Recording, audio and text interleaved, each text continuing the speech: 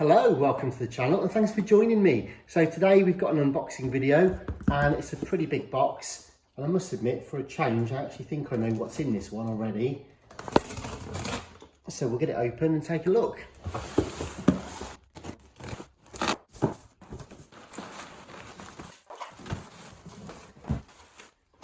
It's been very nicely packaged at least.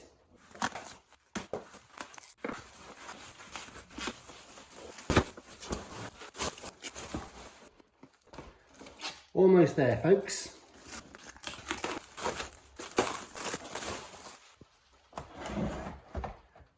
So here we have a JVC RC727, and you'll see that just on the back there. And it's a lovely old bit of kit this. These are really solid, from the late 1970s, and very rugged, very solid. Really kind of aggressive looking beasts these. I love JVCs, especially from this era. This particular one is spares or repair. Now, as you can probably see, well, it might not look too bad on camera actually, but you may be able to see that it's a bit of a basket case. So let's give it a very quick appraisal now whilst we look at it. I've basically bought it for spares or repair, with the emphasis by the seller that it really is spares. So might not even be repairable, but that being said, we like a bit of a challenge here, and although we've got a lot of projects and stuff coming up soon, I thought this would be a great one to work on at some point. So let's just take a quick look at it now then. So as I say, it's a late 1970s model, really aggressive looking. You've got the woofers and the tweeters just there. You've got your VU meters for your power level, your output level, but also your battery strength and the tuning strength as well. And then you've got your LED lights there for to indicate the power level as well. So you've got left and right volume controls on sliders. You've also got a 2-band EQ if you like, so you've got bass and treble. This particular one is absolutely filthy. I don't want to move these sliders too much if I can help it. Then you've got your mode there for your mono, your stereo, and it's also got a wide mode, like an embellished stereo mode as well. So it plays normal and chrome tapes, and then this is just to select the meter outputs to tuning or battery strength or the level. Here we've got the manual and auto record level, and then your master switch just at tape and radio. Over here we've got the 4-band for the radio, so we've got FM, shortwave, medium wave and long wave.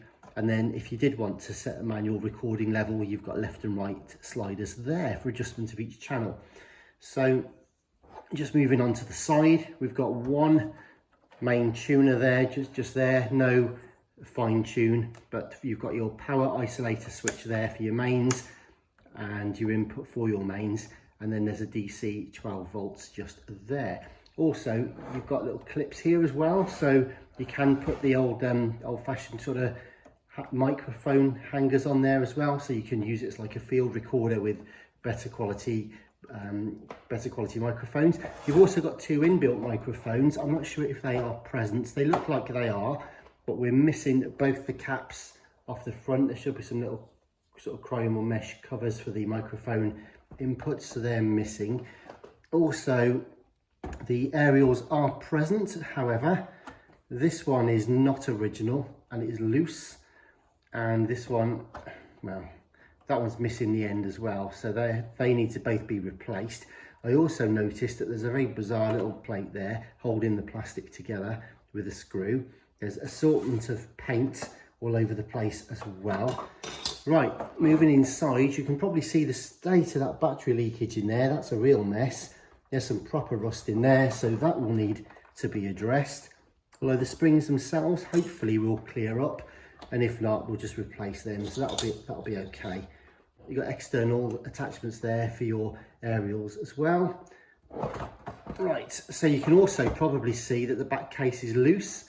I don't know if that's a chicken and egg thing here, why it's really dusty. I'm not sure if it's been opened at some point to be serviced or whether it's just absolutely had it.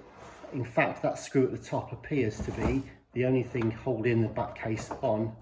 So that may suggest it's been dropped, and maybe the mounting studs are all broken because none of the screws are actually in there.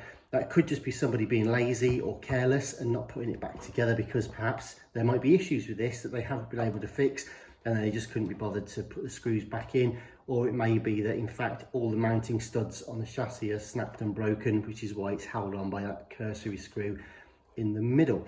Either way, the handle looks to be intact. It's not, the extrusion of the plastic isn't broken, and it holds itself in loads of different positions as well. So that tends to suggest it's not actually been moved around that often. And also the casing isn't broken either around the handle, which is always good news. So I do happen to have a power lead here. Oh, I'll tell you what I also forgot to say was on this side, we've got external microphones left and right.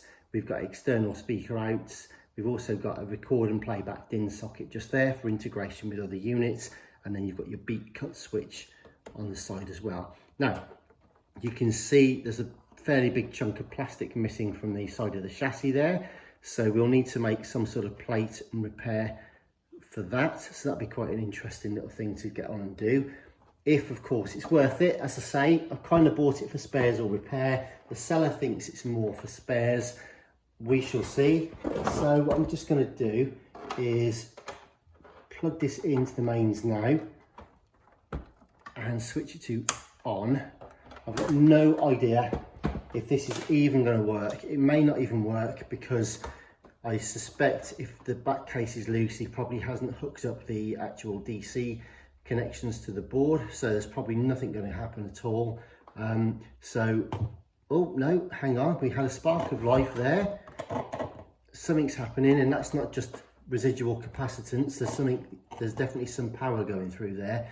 So if we switch over to it's on radio, we'll put it onto FM, we'll bring the volume controls right down, throw that, hang on, okay, that switch is really bad, so it might not even be connected properly to the actuator on the board.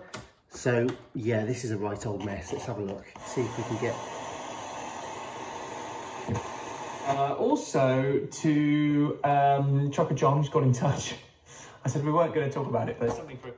Okay, so typical JVC quality really. Despite everyone's attempts to try and break this with broken chassis and backs hanging off and aerials are missing or broken, and it's just generally filthy and a mess. By Stephen King, anything like that, yeah. I think we need to stop the disturbing shit. It's actually sounding beautiful, really loud, really clear. The speakers are working well, both channels are working, and yeah, the VU meters are working nicely, as is the level indicator LEDs. So radio, I think we've got, albeit we need a lot of work to reconnect all of this on the board, I think. So the ejector mechanism, that works nicely. I'm not going to put a cassette tape anywhere near this, but I will press play and we'll probably hear that sort of noise of the power coming through the circuit with a bit of luck. Okay, so we've got the motor spinning. It's not going to work, it's spinning too fast to be pulling the flywheel, just check that. No, I'm talking out of my hat actually. That dirt there on my finger, if I can find it, just tends to show you that actually the capstan and the pinch roller are turning. So let's have a look. Rewind. Yep. Fast forward. Well, cue and review. Let's have a look. Yeah, it's sort of working. Wow. Do you know what? Okay, I'm going to find a cassette in a moment. It's not going to be ideal. This is just a really old cassette, so it probably won't sound great anyway. And I'm taking a bit of a risk because it might just spit it back out again, but we'll see.